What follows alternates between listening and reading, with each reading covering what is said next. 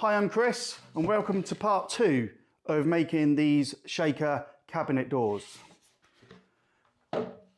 If you haven't seen part 1 yet, I suggest you go back and watch that, because then you'll see how we've got to the stage that we're starting from in this video.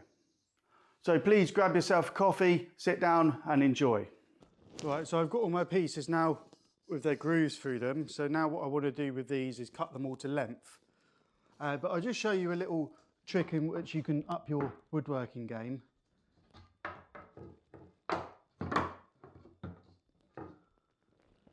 Is what I've done on all these. You might be able to see there. On this bit's kind of here, I've marked where there's like a split in the wood. So that starts about there, comes there. So what I do is I mark any defects on my wood. There's one there I've already marked. So I don't want to be using any of this. What would happen as this expands and contracts, the knot doesn't.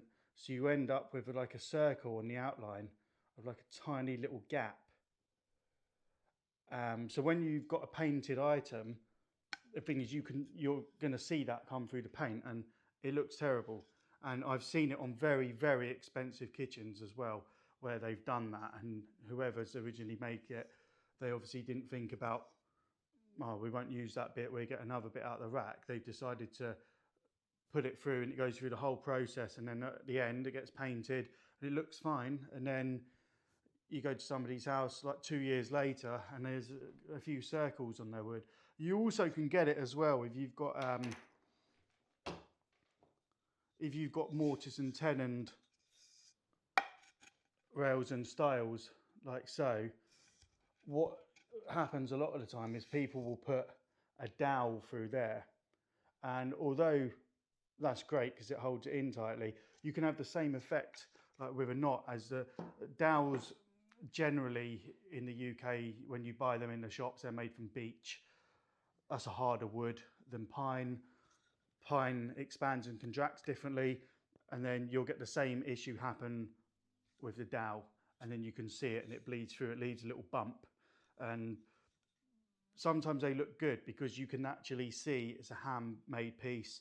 It's got a dowel in there, so it's obviously got a tenon in there, and it looks all right actually. But the problem is sometimes it's you get, so your top rails and stiles, you'll have the dowels showing through on them, and then the bottom ones where it hasn't got as much heat to them, it doesn't, and it doesn't quite look right. So yeah, personally I don't really like using any woods with knots in it.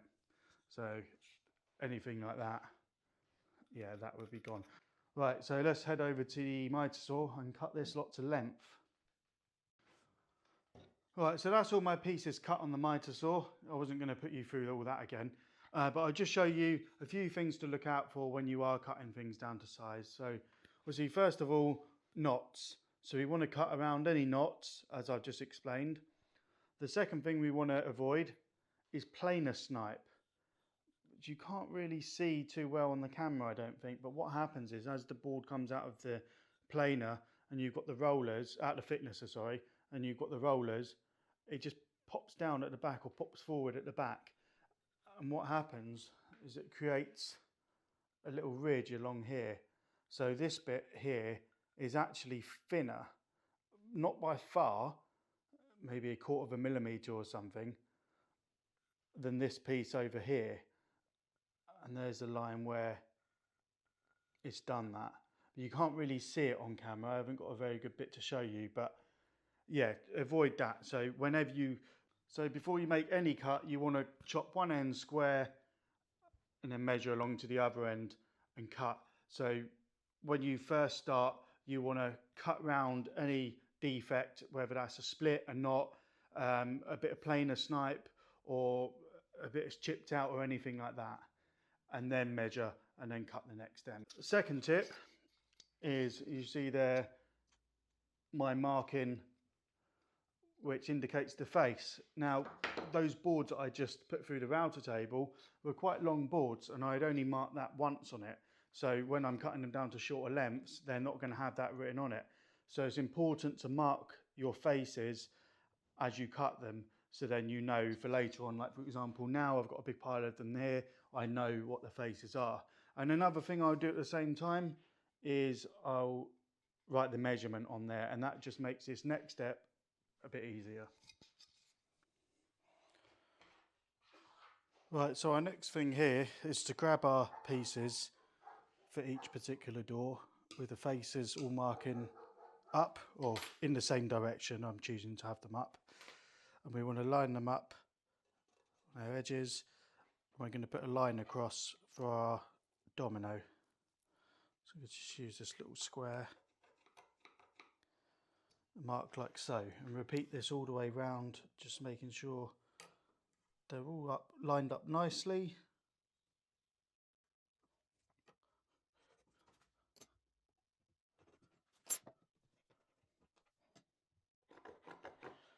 And then what we're going to do is going to number or letter these so we don't lose track of what goes where. So on this I've already gone up to 12 on that one, so 13, 13, 14, 14, 15, 15, 16, 16.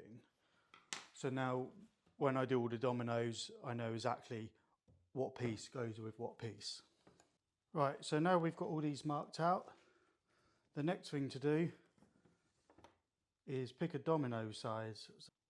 So these are the size dominoes I'm looking to use, these little, what are they, 8 by 50. I could actually use some 10 by 80s, which wouldn't look too bad either inside, but the thing is they're not cheap dominoes. It's far cheaper to buy a pack of these, so I am going to be a bit stingy and use those, which I think will be plenty strong enough for what I'm doing. So next what we have to do is get the machine set up for an 8mm cutter. Right, so I've set up the domino machine off camera because it takes a little while to do.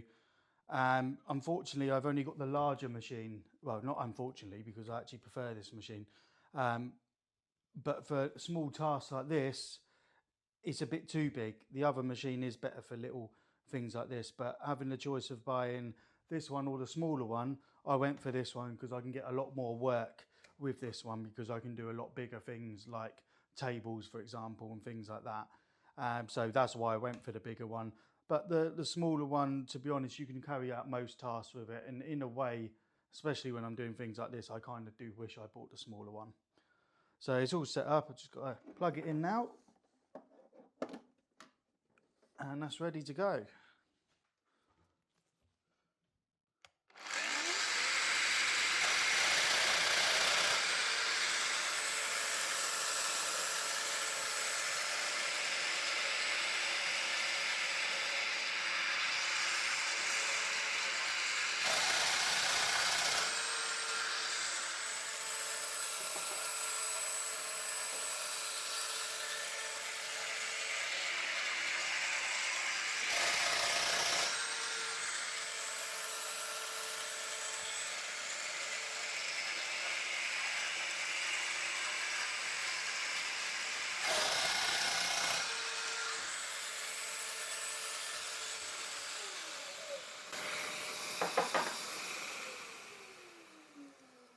So this machine has two settings.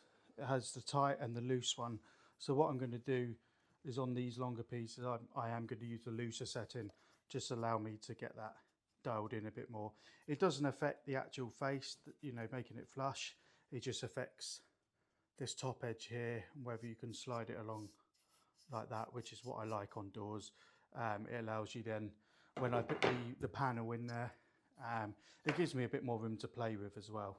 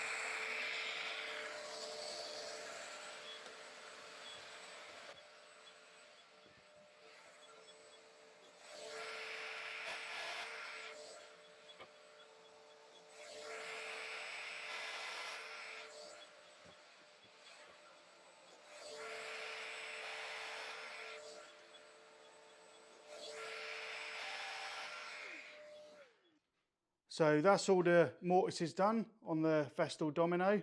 I haven't filmed a huge amount of it, just because the alarm on the extractor was going off because I got the wrong hose on there. So it was very irritating, and I'm sure you wouldn't want to hear it. So I'll leave that bit out. So it's over to the router table again now, and we're going to drop it in and put the grooves along there. Right, so after putting our domino holes in, we're now back over to the router table. So we want to put a groove in along here, but we don't want it to come out the end because then it will be showing. So what we're going to do is sort of thing that we do on a spindle moulder as well, which is dropping it in. So I'll quickly show you. So what I'm going to do is just move these out the way. They're not in use now. I'll put the extractor on, put the ear defenders on, and then I'm just going to quickly do this one and then talk you through it.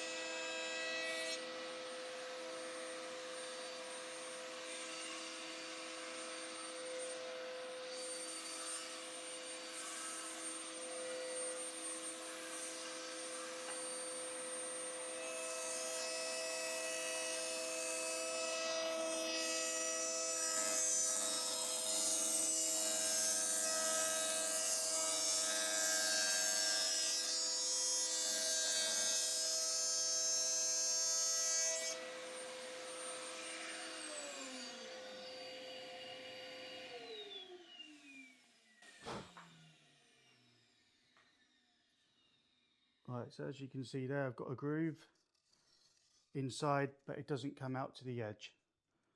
So we don't want that to happen. So all I've done, basically, I've gone face down as like all the other grooves, so then the grooves will match. And then I've carefully kept it so the edge is away from the cutter and brought it in like that. Slid it along, and then when you get to the where I've put that mortise in there, you'll hear a sound difference. I don't know if it'll pick it up on the camera, but you get to there and then you know it's hit that tenon, and then you can pull it out. I mean, because I've done this for years, I know, you know, I can just drop it in like that, whereas at first you might need to either mark a line on there or just give it a practice. You can start over here and put it in, run it through. When you hear that sound difference, pull it out, and then you can check it. If it's not quite far enough, then you can move your line over a little bit more and go like that, and just basically get a feel for it. But like I say, it's just something that I'm so used to doing. That's why I did it so sort of fluently there. But just give it a bit of practice. Take your time, like anything with woodworking. Take your time, and then, you know, you'll soon pick it up.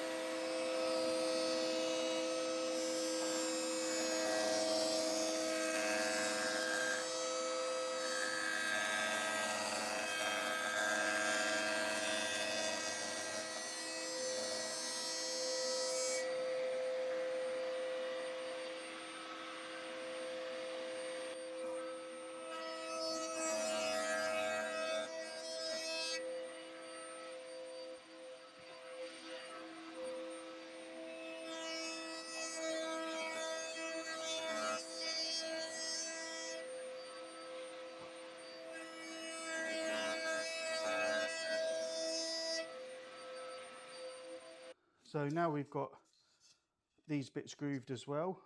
We've got the groove all the way around. So next is going to be to measure for the panel. Right, so that's those done. Just a couple of little safety tips to mention. As you drop it in, just be careful because it does want to kick just as you put it in because it's not being fed in from the side. just basically hold on to it. Just don't be afraid. I think being afraid of things can usually lead to accidents, really, because you're sort of not giving it a good grip if you're afraid. So that's one thing. And then the other thing is make sure that your wood is definitely 100% flat, because you can't use feather boards or anything to hold this down as you're guiding it through, because you need to be able to push it in there against the fence from outside. So with feather boards on, you can't really do that. So the other thing to mention is as you start feeding it in, what it will do is the cutter will throw a load of dust out to your right hand side between your piece and the fence. So you just give it a quick blow, just to blow it out, or if you've got an airline or something, you could possibly clamp it behind the fence just to blow it all the way there, just so it doesn't get stuck in there, because you don't want it sort of set off the fence with a bit of dirt behind it. Right, so there we have it, our first door. The tenons on there. Good little tip with these is if you've got some spare ones, just give them a quick sand and then mark on them at your dry fit piece. And then when you put them in and you put all this together, they're easier to get out because these are very, very tight sometimes. So obviously if you're gluing them up, that's fine, but when you're just dry fitting and you want to take it all apart again, you don't want these stiff, and then you've got to get pliers and pull them out and damage them. So yeah, give them some a quick sand, and I actually need to go off and get some more. Right, so the next thing to do is measure the panels for the doors. Nice easy job. If you were working in a joinery shop, you probably wouldn't have to do this because it will all be done in the CAD, your CAD drawings that you get. So you wouldn't really need to worry about this, but it's very, very simple, easier than using a CAD drawing anyway. That, let's be honest, most of us that have worked in joinery shops, when we've got our drawings, it's usually wrong anyway. So we're going to show you quickly how to do this. Now I already know this size here, but I'm going to show you anyway. So we know the depth of the grooves was 10, and they should all be 10. It's always worth checking all of them on the test piece. So that one's actually just over 10. That's just over 10.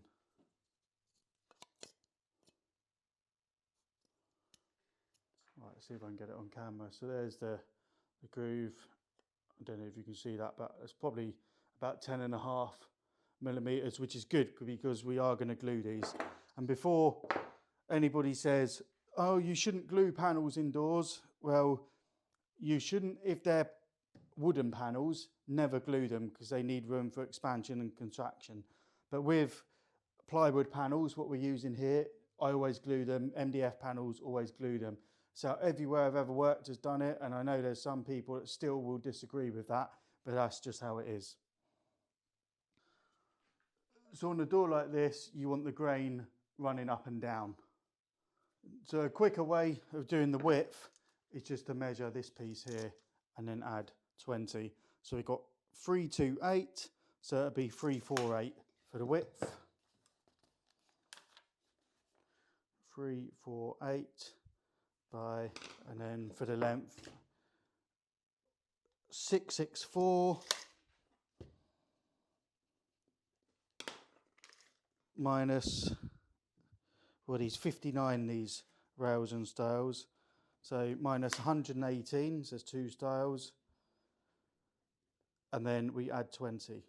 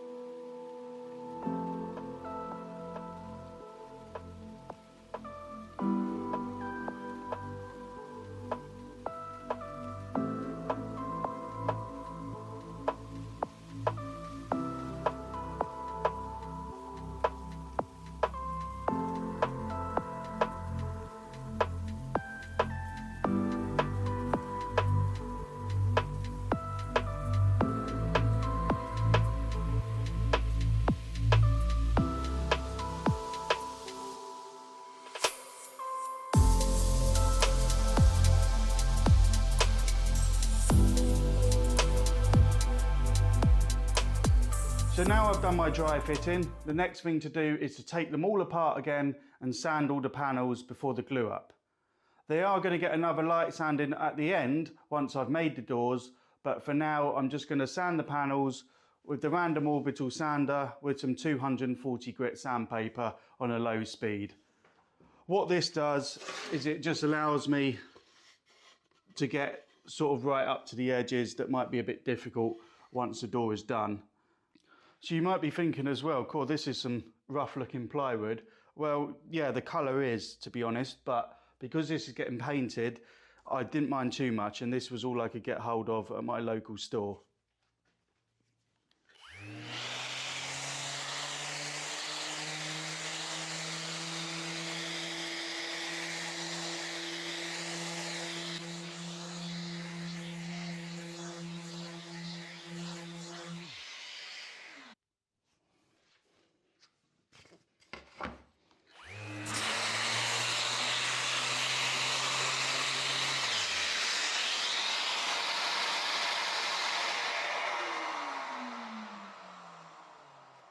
I do want to show you something quickly, a really good purchase. It's going to feature on my Game Changers under £20 series that I'm about to do. Is this thing, it's just basically a sanding mat. Unroll it, I don't need that amount. But for something so simple,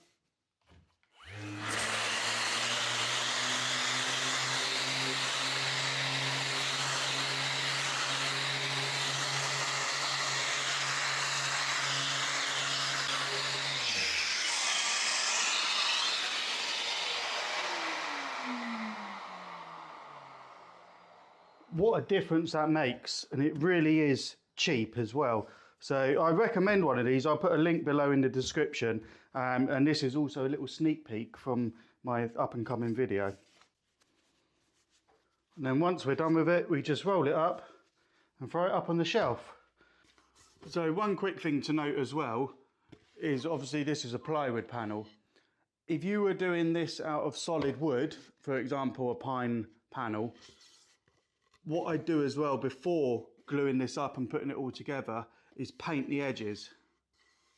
Because what happens if this expands and contracts, and you wouldn't glue it either with a pine panel, a solid wood panel, if this expands and contracts, what will happen is as it contracts, it obviously pulls this way and you end up with a line all the way around where it's missing the paint.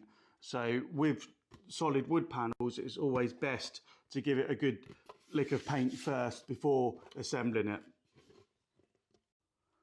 Right, for assembly, we need all our parts. So we've got our 4 dominoes, our sanded panel, and our rails and stiles here. Another quick thing to do before gluing this up is just to get our clamps set up, which you can do when you do the dry fitting. And this just makes life a lot easier as you're putting it all together and clamping it, rather than having to set the clamps up afterwards as the glue's drying, because sometimes if it's a nice warm day inside, the glue can go off quite quickly. So we've also got our glue here. I've just got some tight bond, and then I've got a pot of glue with a little offcut of MDF, and that'll be great for getting inside the mortises. So even though this will squeeze out when I push it together, what I do try and do is get a decent amount of glue on all the surfaces that are going to be glued, as well as obviously the domino itself.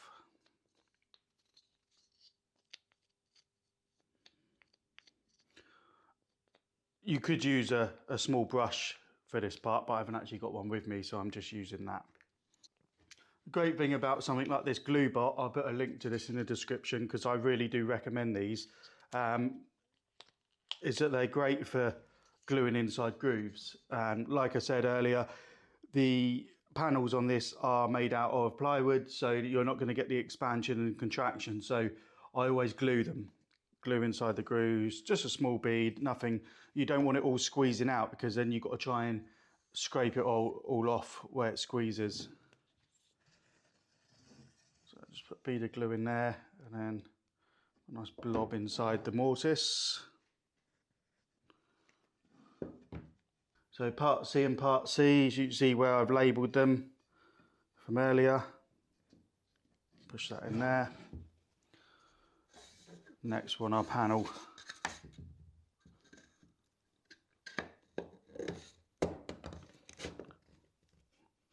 Just goes in like so. So next I want to do the same to all the rest of the joints.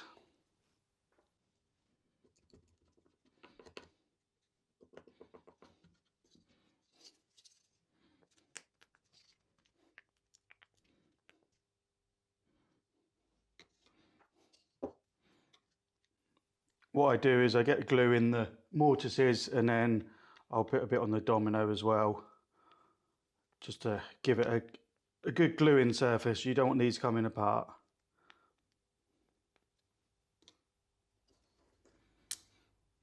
And what happens there is you get a bit of squeeze out, and then that can be used to do the other side of the domino.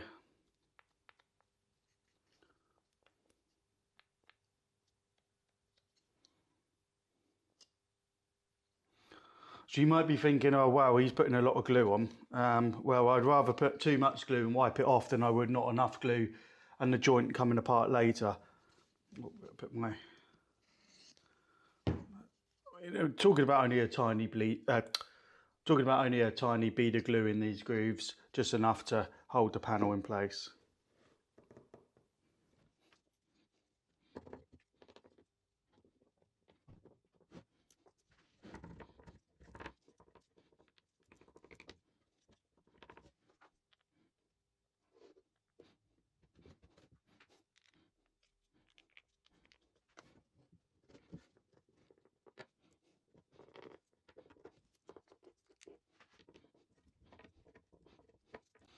So as I said, this would be better if you had a small brush, but I haven't got one. I forgot to dip mine in water and clean it off afterwards, and now it's gone rock solid, so I can't use it. So I will have to buy another one. Bit of glue in the mortises, and then give it a stab.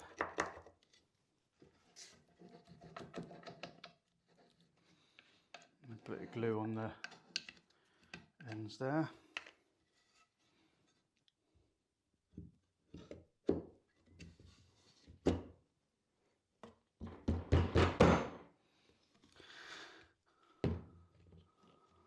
Right, put our lid back on.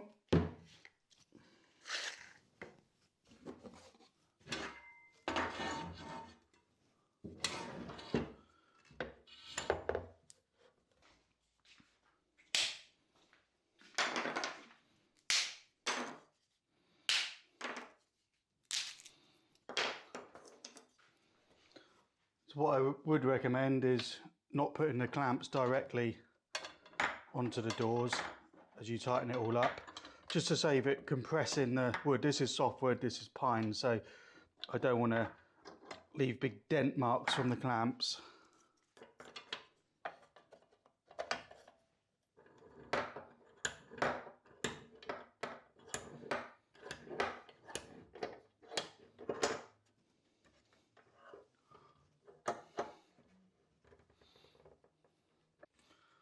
Right, so they're all pulled in nice and tightly. So the next thing we want to do is check this thing's square. So to do that, measure from corner to corner and then corner to corner, and we want the exact same measurement. This might be a bit tricky now because I've put these in here, but we can get a rough idea. So I've got 705, 705 exactly. So that there is perfectly square. If there's any slight steps here, there shouldn't be, but sometimes you do get them. This doesn't matter too much for me because it's going to be going through the big belt sander, so it's all going to get about 1 millimetre taken off anyway. So yeah, that won't be too much of an issue for me. If for you, you do need to get them perfectly flat, then I recommend something like that. This is just a Craig face clamp, and what you do when you put that on your two bits there and it pulls them, it will keep them both perfectly aligned. So before we go and put this over to one side, I just want to wipe off any excess glue with a damp rag. And it's important as well is if you're never to use a damp rag and a chisel to get anything off, because what will happen is the damp rag and the chisel will put black marks, especially if you're doing oak doors, it'll put black marks everywhere from the rust from the chisel. And flip it over.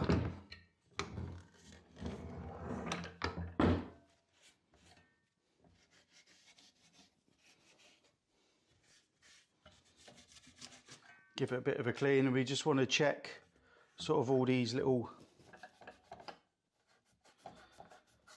edges in here where we put glue inside the grooves that hasn't squeezed out, because that is a real pain to get out later on.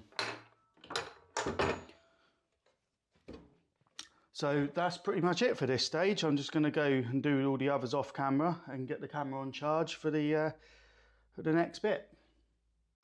Right, so here's the doors all clamped up and glued. So once they're dry, we're going to take them out the clamps, and then they're going to have to go to the local joinery shop to go through their big belt sander. Now I appreciate a lot of you don't have a belt sander, so you don't actually have to do this. You could hand sand them, but because I've got one available, I do want to get them perfectly flat. I also need to sand them down to the exact fitness of my front frames, because this is for framed units. So what I'm going to do is measure the front frames with a caliper, and then I can match these to it when I put them through the sander. So here's one door ready to go in the van.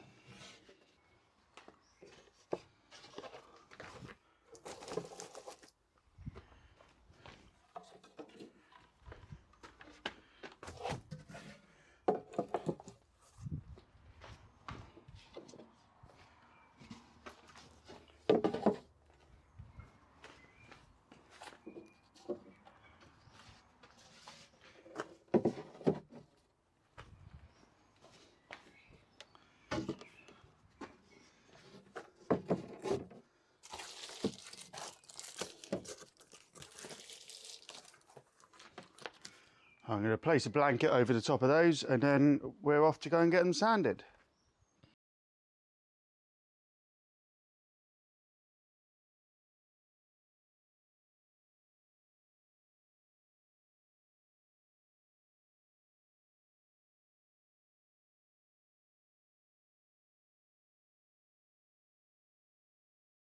So we're back from the joinery shop, and this is our pile of doors that we've got here, all flattened through the sander to the same thickness as the front frames for the units. So the next part of this, before we hand sand this and take the arises off, and by taking the arises off I mean rounding over, very lightly rounding over the sharp edges, we need to square these up to the frames if they're not quite square. But we can't actually do that until the frames are fitted to the units. And the reason for that is that if the frames are not quite square, or the unit's not quite square, then it will pull it into square when I fix it to the units, and then the doors can then be trimmed into suit. So what I do have to do is fit these frames here to the units. Then I've got to cut in the doors to get them fit in perfectly with their nice 1.5mm gaps all the way round. And then once I've done that, I've then got to take all the frames off the units, because I've got to stain the units but paint the frames, and it's a lot easier when it's all separate. And then I can paint the doors as well. So I'm going to fit them to the units, put the hinges on and get them all in, cut them all square or parallel to the frames anyway, and then I can take it all apart again. I might have to leave that for another video, just because this video is getting quite long now, but you've seen the basic way of constructing these doors, which is what this video was meant to be all about. So also, whilst I was at the joinery shop, I did make and give a coat of primer to these cornices. So here's the cornice, I'll just get it on camera. So it's basically made out of two parts there. So machine this on the spindle moulder, and then this piece here, I've just put a small tongue to connect it to this piece. Obviously the end's going to get cut off anyway. These get mited in, so I've got this is the small piece from an offcut, And then I've got a really long piece, which I'm not going to show you because it's a bit too big for in this room, so it's up on the rack. But these are going to be the cornices for this kitchen. So thank you so much for watching, and I really do hope that you decide to join me again in the next vlog. Thank you.